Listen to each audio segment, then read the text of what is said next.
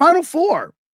Mm-hmm. Let's talk about the NCAA. March Madness, I mean, even though it's April Fool's Day, it's still March Madness when it comes to college basketball. We are down to the Final Four when it comes to the women and the men.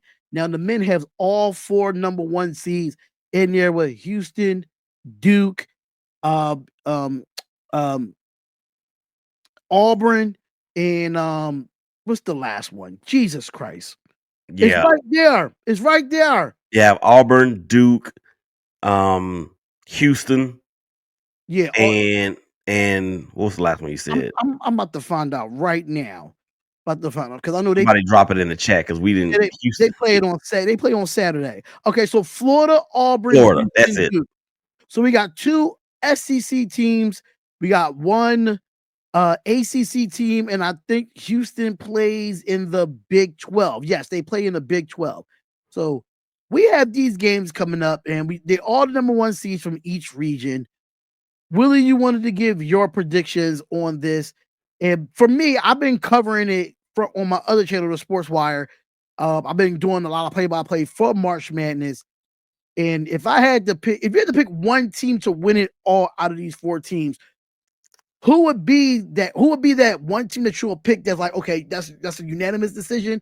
Or will it be a team that like, okay, there's some underdogs, they might ball out and they might take it? So who do you got winning it? Well, I really don't know much about college basketball these days from a men's or women's standpoint, but I do keep enough of a fingerprint on it to be able to engage in conversations like this.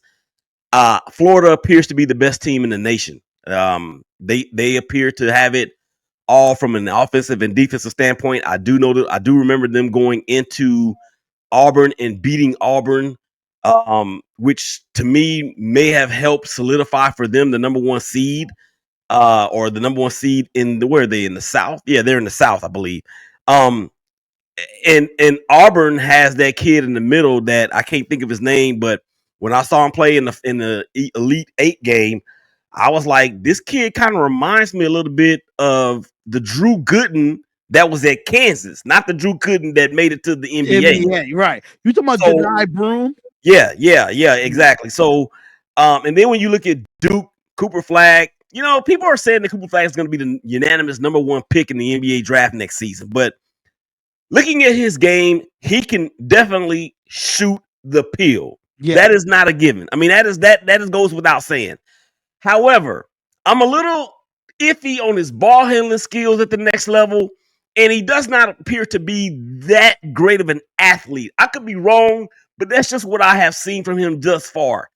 And for Houston has the best defense in all of sports combined. I don't care what sport it is.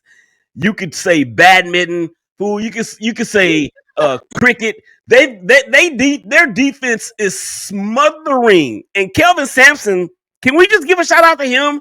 Because he's got this Houston squad back in a place where we saw them back in the 80s, where I'm about to say that Slamma Jamma and all that. But this team is not anything like those teams. I mean, this team will get up in your shorts, and they are with you everywhere you go. So if you made me pick one squad right now, I probably would pick Florida. Okay.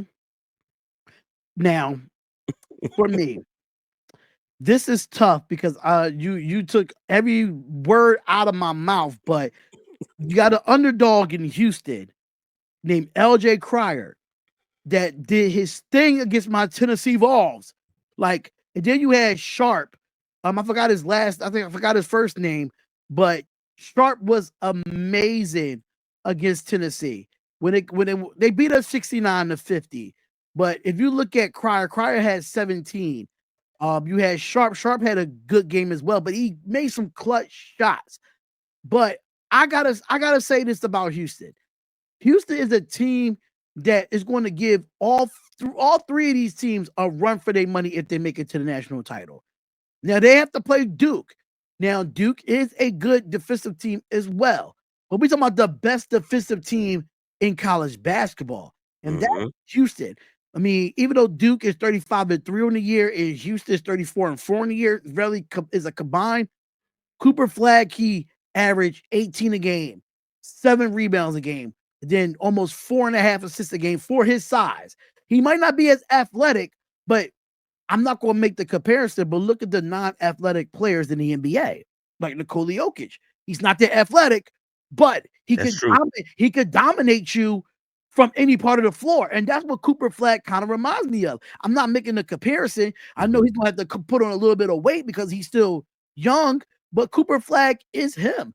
But if Johni Broome from Auburn can stay healthy, knowing that he hurt his elbow in that last game, in the Elite 8 game, if he could come back and be healthy the way he was in that game, I like Auburn. But a lot of people like to sleep on Auburn because Auburn's in the SEC. They this be the third time they be playing Florida. Actually, no. It'd be like the fourth time if I'm not mistaken, because they play in the SEC tournament. They playing right now in the Final Four, but they played in the SEC tournament and they played twice in the regular season. So they already know each other. So I'm still going to pick Duke to advance over Houston, but it's not going to be a blowout. I still have Duke because of the experience. But Kelvin Sampson's going to have them playing. Houston is my underdog out of the whole Final Four. But it's going to be Duke, and it will be Florida in the national championship game. And I'm going to pick Florida because of one guy. They're comparing him to Stephen Curry. And I absolutely agree with this. Walter Clayton Jr. Enough said. That guy is amazing. I seen him in the Sweet 16 when they was struggling. Who they was playing in the Sweet 16? I totally forgot who they played in the Sweet 16, but it was one team that gave them a run. No, I think it was Xavier. I don't know. It wasn't Xavier. It was one team that in that Sweet 16 would get them to that Elite 8, gave them a run for their money. And Walter Clayton Jr. put them on their back. He put them on their back. When nobody couldn't find a shot, he was the one that was able to find a shot. So it was I forgot what team it was at that time. If y'all could put in the chat, that's fine. But Walter Clayton Jr. is the reason why I am picking Florida to win it all. Yeah, that was against who? Oh, Texas Tech. Yes. Texas Tech. Was it? No, they just played Texas Tech in the Elite 8. Oh, you mean to get to the Sweet 16 or from the Sweet 16? It was Sweet 16, yeah. Okay, so that actually was Maryland. Oh yeah, it was Maryland that gave him a run for. No, actually, no, I'm wrong. It was UConn. It was UConn. Oh, in the opening round, yeah. In the second round when they won 77-75. When I watched them play UConn, I was like, okay, you can't tell me nothing now. You can't tell me nothing about Florida. And even though that I'm so SEC biased, I'm really because I'm a Tennessee fan at the end of the day. But Walter Clayton Jr. is him. Probably the best player, probably the best guard out of all these 4 teams that's in it. So I'm taking Florida to win it all. Okay. I feel that.